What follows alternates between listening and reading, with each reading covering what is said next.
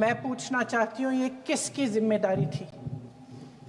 इस देश के नागरिकों की सुरक्षा की जिम्मेदारी किसकी है?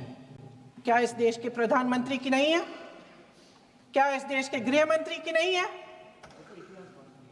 क्या इस देश के रक्षा मंत्री की नहीं है? क्या एनएसए की नहीं है?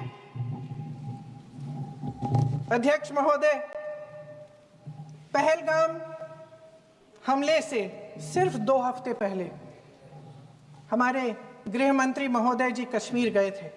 किस लिए गए थे?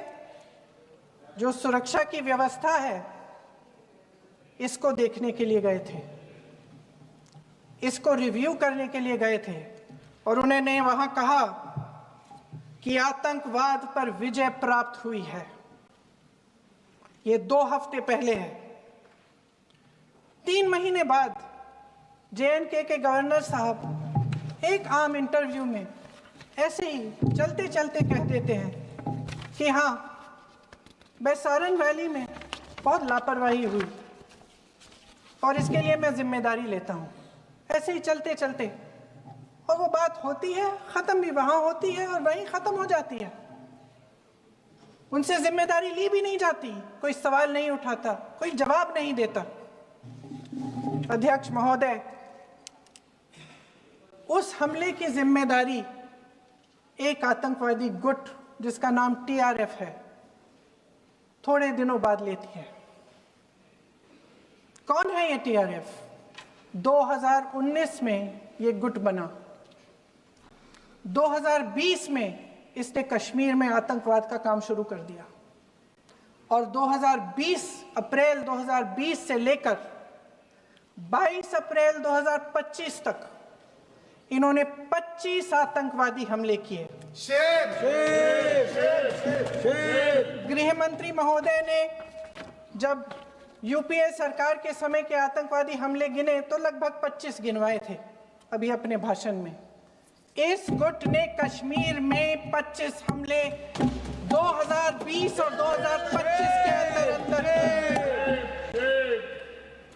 एक पूरी लिस्ट है इन हमलों की। मेरे पास इतना समय नहीं है, इसलिए मैं एक एक को नहीं पढ़ना चाहती, लेकिन मैं इतना कहूंगी कि इनमें रियासी का हमला भी था 2024 का, जिसमें 9 लोग मारे गए और 41 लोग घायल हुए। कुल मिलाकर 2020 से लेकर 22 अप्रैल 2025 तक टीआरएफ ने 41 सेना और सुरक्षा कर्मियों की हत्या की, 27 सिविलियन की हत्या की और 54 लोगों को घायल किया था। भारत सरकार ने टीआरएफ को आतंकवादी संगठन का दर्जा कब दिया? 2020 में दिया, 2021 में दिया, 2022 में दिया, 2023 में दिया। 3 साल बाद, 3 सालों के लिए ये आतंकवादी गतिविधियां कर रहे हैं, और आप इनको आतंकवादी संगठन तब कहते हैं 2023 में? इसकी क्या वजह थी? ये सब सरकार के संज्ञान में था,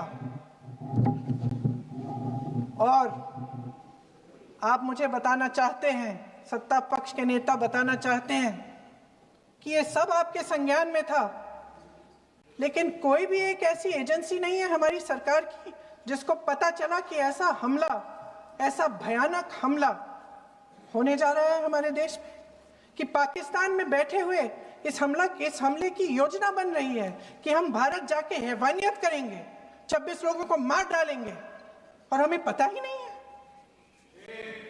क्या ये हमारी एजेंसियों की विफलता है कि नहीं है? ये बहुत बड़ी विफलता है, ये एक बहुत बड़ी विफलता है। जानते थे कि ये गुट है, जानते थे कि 5 सालों से ये आतंकवादी हमले कर रहा है, अध्यापकों को मारा, आर्मी के बड़े बड़े अफसरों को मारा, आम जनता को मार डाला, पुलिस वालों को मार डाला, और आप इन पे निगरानी नहीं रख रहे थे। और ये जो एजेंसियां हैं, इनकी जिम्मेदारी कौन लेगा? क्या आईबी चीफ ने अपना इस्तीफा दिया? क्या किसी ने इस्तीफा दिया? गृह मंत्री जी के कार्य क्षेत्र में आता है इंटेलिजेंस ब्यूरो। क्या गृह मंत्री जी ने इस्तीफा दिया? इस्तीफा छोड़िए, जिम्मेदारी ली।